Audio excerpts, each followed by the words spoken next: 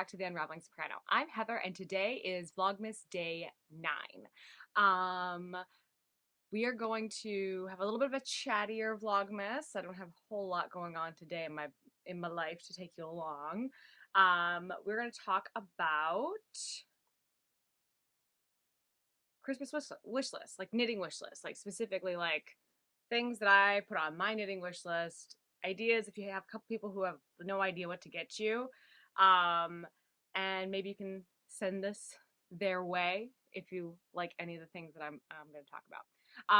What am I wearing? I'm wearing my wishbone sweater again. I tried reblocking it. It it didn't. I still really love this sweater. I really, really love this sweater. It is just slightly more bracelet length. It's just like in this really weird in between period where like length. Like, cause this would be a 3/4 and that would be amazing.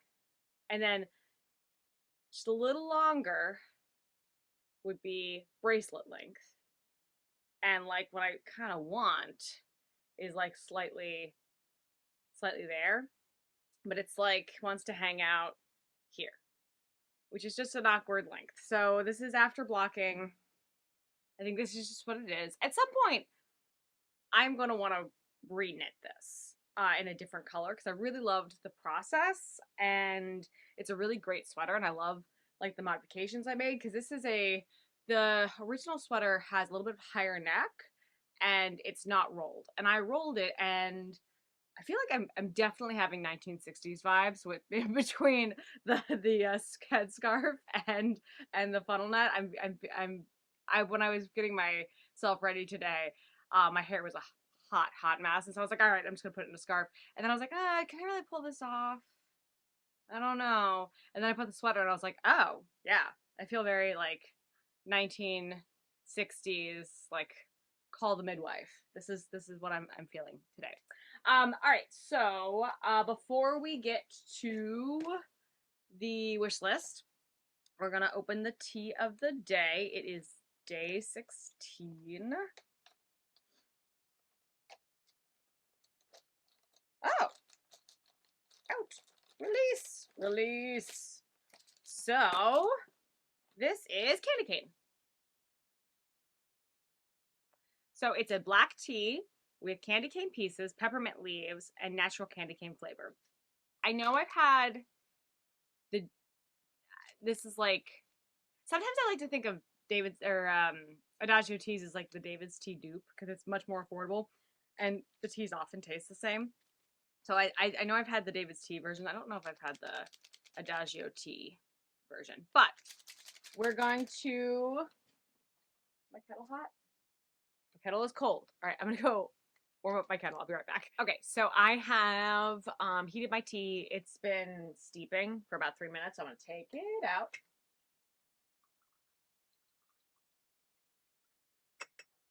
And then because this is a black tea that like is I know from experience tastes really good with some milk. I grabbed some oat milk. I'm gonna put that in there. Okay. I probably should stir this, but I can't find my spoon, so it'll be fine. Ooh. Mm. Maybe I should steep this a little longer. It's good. It is really good. I feel like every single time I taste these teas, I'm like, yeah, it's like that meme. They like no, but maybe.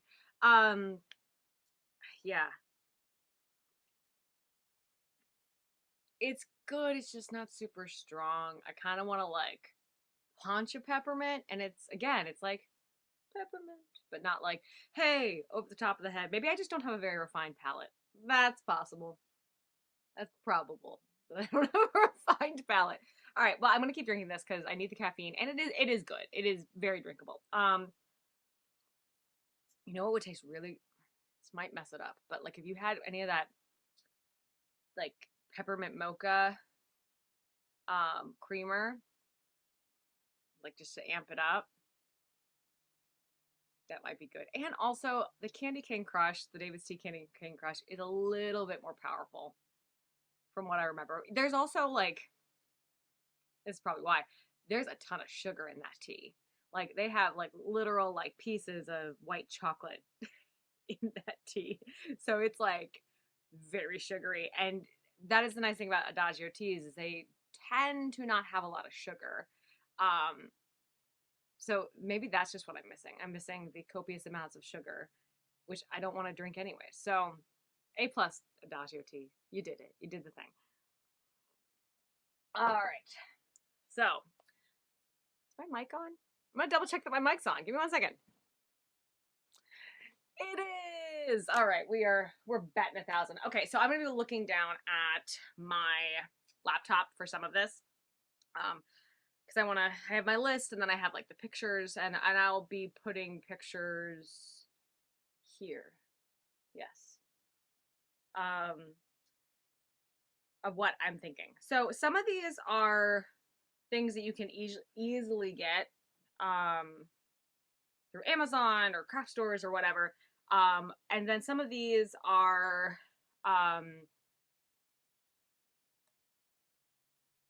just things that like are less easy to get, but also probably less expensive and maybe possibly more meaningful. I wanted to have kind of a mix. So the very first thing, and this is just this may be a me specific, but if you have a knitter in your life or you are a knitter who doesn't have a ball winder, a Swift or a ball winder, you can pretty much do everything that you need to do with just a Swift, but the ball winder is nice. Like the ball winder makes it faster. So I have on my wish list the Knit Picks ball winder because I trust the brand mostly. And like you can get it through Knit Picks or you can actually get it through Amazon. So I like the fact that you had the option. I mean, if I would say probably better to go through the website, through the Knit Picks website, just because one, they might have better deals, and two, they both, I don't know if it would be on the crochet website, like the sister site. Probably. I could see that a ball winder might be on the crochet.com. I know crochet.com has a lower threshold for free shipping. And also if you're doing like a yarn order or getting stuff anyways, it's a really great place to get it. But if you're sending it to somebody who would be overwhelmed by a site other than Amazon, you can get it on Amazon. Next thing. So I have the Prim, yeah, Prim cable stitch needle. So do you need a cable needle? Probably not. I know that a lot of people do cables without a cable needle. I know that that's a technique that you can do. I haven't learned that technique, and when I'm doing cabling, I am very prone to dropping stitches. So what I've been using for the longest time is I just have a like 16, no, it's a really small circular needle that I just use instead of a cable needle. The problem with that is it's it's small in length, but varies in like whatever like gauge needle you have. But the problem I've had is if I'm working with chunkier yarns, then the only like really small cable needle I have is like I think it's like a US 1, and that's not great. So having a cable needle might solve a lot of problems for me and make me more willing to try a chunkier yarn. So I love the Prim needles. I have some Prim circular needles, and they're ergonomic, which is really nice. But yeah, I like that it's like really flexible too. Do you get 2 in a pack? You might get 2 in a pack. I think you do. You get 2. Yeah, you get 2 in a pack, which is nice. And you can get I've seen Prim products. I know that they're like a UK based brand, but I have seen them pop up at Michael's. And I don't know if they're gonna have the cable needle, but it's worth a check or a call. Um, and then you can also get them on Amazon. Um, the next thing, a neck light. Um, I really want a neck light for Christmas. So I think I found one that so I got a suggestion about a neck light to look for from the comment section, and I, funnily enough, my mom already had that neck light, so I tried that one and I was like, it's good, but I want something a little bit more sturdy, as far as like, not as, I want it to have some movement but not like be really really bendy. um so I found a neck reading light. So I found, yeah, it's a neck reading light that has like a normal neck light and then like a band, which I thought might be really great having like a, because it's a lot of light. Hoping. I've not tried this, but also just in general, a neck light for people that you know that might not have one, would be a good gift. And depending on the price, maybe even a stocking stuffer. I don't like to spend any more than like $15 on a stocking stuffer. And the one I'm currently looking at is like 18, 19. So that might be a little bit too much for a stocking stuffer for me. But if you get it on a good sale, then yeah. The next one. So I have a couple of books that some I think you could probably get at like half price books or like used bookstores, and one you might be able to get at your local yarn store. So the first one is the Vogue Knitting, but like it's the Stitch Dictionary. So I think a Stitch Dictionary is a really great purchase for a knitter, because you can do a whole bunch of things with it. You can make blankets out of like different, you can practice a lot of different stitches and make a big blanket, like kind of like a quilt, like a patchwork type thing. You can zhuzh up sweater patterns with cables and lace patterns. And I'm really excited if I get this. I'm really excited about all the different techniques I can learn through just going through a stitch dictionary. The next one is, this is, so the Vogue one, I think it's been out long enough that I think you could get it at a half price books. Let me see what has the copyright. Yeah, it came out in 2021. So maybe it would be at a half price books depending on like your area. I know I saw it in Barnes Noble when I went to Barnes Noble like on that shopping trip that I like took you guys along with. I stopped at the Barnes Noble, and they had it. Um, but I'm sure that like if you like looked on eBay or even like Amazon used that used book section on Amazon, but I would check half price books, because I've always been like I've always been pleasantly surprised by their, at least the ones in my area, um, of all the crafting selection. Also, if you are a musician, which I know that some of you are and some of you probably aren't, but going to your half price books that is near a university, chef's kiss. Chef's kiss for the vocal and the piano music. Because sometimes your half price books is like a dud when it comes to music. But if you go to the one that's closest to a university, especially if that university has like a music program, oh, you will get so many deals, so many deals. And so yeah, so Vogue Knitting, really great gift idea. The next one, I mean, honestly, any knitting book I think would be appreciated, because, well, maybe not any knitting book. But like if it's like a substantial book, like a coffee table book, and it like it looks pretty, I think that that can have value all on its own. Um, but also if it's something that like a type of knitting, you know, that either you yourself or the knitter you're buying for is really into, like if you know that they love cables, getting them a like traditional Irish cable book, I think will always be appreciated. Um, but I'm looking at, because I'm in my scarf era or shawl era, sorry, is the 52 Weeks of Scarves, Beautiful Patterns for Year-Round Knitting. This is a Lane publishing book.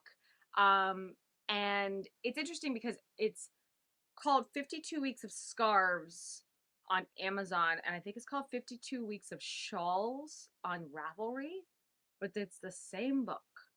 And this one I think you probably could get too. You can get it on Amazon, and I think that you can also probably find it at your local yarn shop. Local yarn shop. I would call though before heading down there and just be like, hey. I'd also just maybe just asking what publications do you tend to have, like, because most local small yarn shops, unless they have like a really big store, I don't know how much of a library they're gonna have because they want to use that space for yarn and like yarn notions and maybe fabric, because that's the majority of what they're going to be. That's what is the most profitable to house in their shop. But I could see having some of like the big like books. Like I could see them having some Lane Publishing books, and then the ones that are super popular, like I think Veronica Lindbergh may just she's I know she's published one book. She might be in the process of publishing another. I don't know if it's going to be out, and I don't know if it's going to be out in US stores.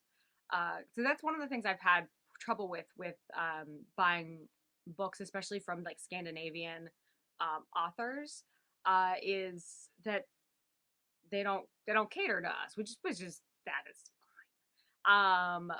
But it's sometimes hard to get books directly over here, and if you are you, I wouldn't recommend buying directly from Lane Publishing because the shipping fees and then also taxes, like it's a very like I don't know how you would pay taxes on, because they can't charge you taxes like a sales tax on the item, but you have to pay a sales tax on the item.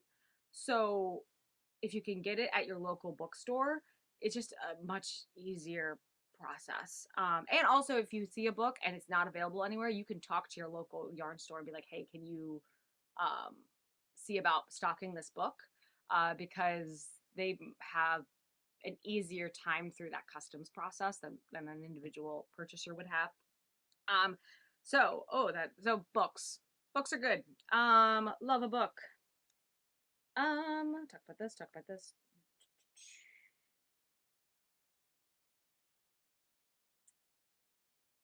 This is a bit of an odd one. I don't actually have it on my list. Like I couldn't find one. But if you can find this is a great stocking stuffer idea. If you can find a tape measure that has both inches on one side and centimeters on the other, that is like such a great gift for a knitter, crochet, and a sewist, because especially if that person loves patterns that are not written by people who use the imperial measuring system but use metric, because there's so many designers, like all of those drops designs, those free patterns on the drops website, all of them are in, they list centimeters first, and sometimes it's just so much easier to knit your garment in the metric system. Also, metric's more exact. Like it's just more exact. So yeah, so if you can have both, that's like just a really great gift. I actually ended up getting, I do have a tape measure that has both on both sides. Like one side is inches and one side centimeters. I got it for free for buying a sports bra, and I was like, yes, this is the best free gift. So yeah. So if you can find one of those, I don't know if you can get those at Joann's because Joann's usually it's inches, but I'm sure that like that's a, I'm sure somewhere like maybe Nitpicks has a measuring tape, and I might actually just go ahead and do the legwork and give a suggestion picture. I'll find something here that is that. And then another idea that is not really a gift, a physical gift, but something that I think, especially if you're a sewist, if you got this, it would be like amazing. A scissor sharpening service. Like, pay for somebody to send their scissors back to get them sharpened. Because that's something that like I've never done. I probably should do. And like it's such a great gift because it's like, oh, that's something I need to get done. I don't have to like find storage for that thing. I'm sending my scissors off. Somebody else is paying for it, and it's just a really great idea. Um, so the next couple ideas are things that are not necessarily easy to find. Like you're not going to be able to find them on like December 24th to have like prime overnighted for Christmas morning. I don't even think that's a thing. Also, don't do that. I hope that unless you absolutely have to, like, give those Amazon drivers a break. But so yeah, so some of these are not easily found, but if you find them, like throughout the year, if you find them, grab them because they're super cool. So vintage steel knitting pins. So back in, and I'm sure this is, if you are a avid knitter, I'm sure this is not news to you, but the knitting needles we have are relatively large. Like, so modern knitting needles are of a larger gauge. In like the Victorian era and before since the beginning of knitting, the yarns were finer for the most part. There's some outliers, like I think like some of the like maybe Gansey sweaters or Fair Isle sweaters. Those were like the really chunky knits for like super cold workwear. Those were chunkier, but like for the most part, um, knitting was just of a smaller gauge, and so those knitting pins, they were just basically like just DPNs, but just like steel. And that's how people would knit. So they would, if they wanted to knit something, like, I don't even know if knitting in the round was a thing back in the Victorian era or if it was just purely knitting flat. But getting that super fine gauge, I think would be really cool, especially if, like, for me personally, because I'm such a loose knitter. Having something that is below a US 0 actually might get me something that is a much denser fabric that might be closer to what a knitting machine can do, because I'm not at the mental capacity or financial capacity to invest in a knitting machine. Like, I just think that like they're super cool, but that's a lot of work that I'm not, I can't do yet. Um, Another really cool gift idea would be antique hand sewing tools, or and especially those needle cases. I have so many random hand knitting or hand sewing needles that are just kind of randomly stuck in push pins, that I just can't really like organize what is a brand new needle and what has been used, because usually I'll like take them all out and just stick them in push pins so I can throw away the paper. So those little knitting case, the needle cases are genius. And also you can then take your sewing with you. And maybe not, I wouldn't necessarily take it on a plane because I don't know if that's considered a weapon. Those little hand sewing needles. They're very small, but I don't know. But I think that's a really cool gift. Also, antique pressing tools are very cool. I don't know how practical those cast iron um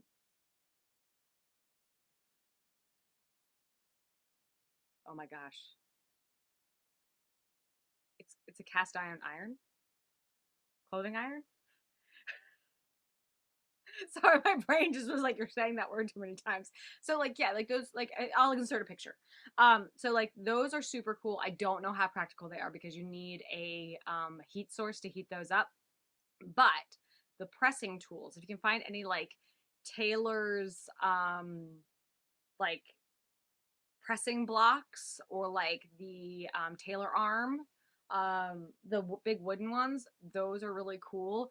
I like to go to my like local antique mall and just like look through all of that stuff, like things from the like the 30s and 40s and before.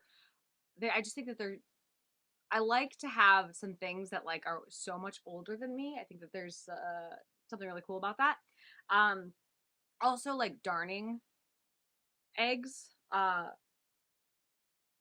those are really cool. I have one. I just it's put away somewhere. I don't do a whole lot of darning. But if you make a lot of socks, having a darning egg is really great because then you can patch the holes. And then the last thing I have is a serger fabric scrap catcher. So this is more for the sewist. When if you have a if you the person you're buying for it has a serger, there it's usually a hot mess of like ends and scrap pieces. Having a container to like catch all the fabric scraps is a really useful item. You can buy them on Amazon. They didn't look super high quality, but I did see some stuff on Etsy. And you could also, like, if you are a sewist yourself, you could probably make it. Because I think when I was in college, they we had them, but they were just I think it was just like a flat piece of fabric that went under the machine and then a pocket that hung below. So I think you could make that, and that would be a really great gift. So that is all of the wish list ideas that I have. Some of them are actually on my wish list, and some of them are actually just on my shopping list. Like anything that was antique or secondhand. Um, I don't have any, but I don't have many people in my life that are like as into antiquing as I am. So those are just on my constant shopping list. Um, but let me know what's on your knitting wish list. Do you have you ever like purchased any of the antique knitting or crafting notions? And what was your experience with them? I'd love to hear that. Have you knit with the knitting pins? Um, are they practical?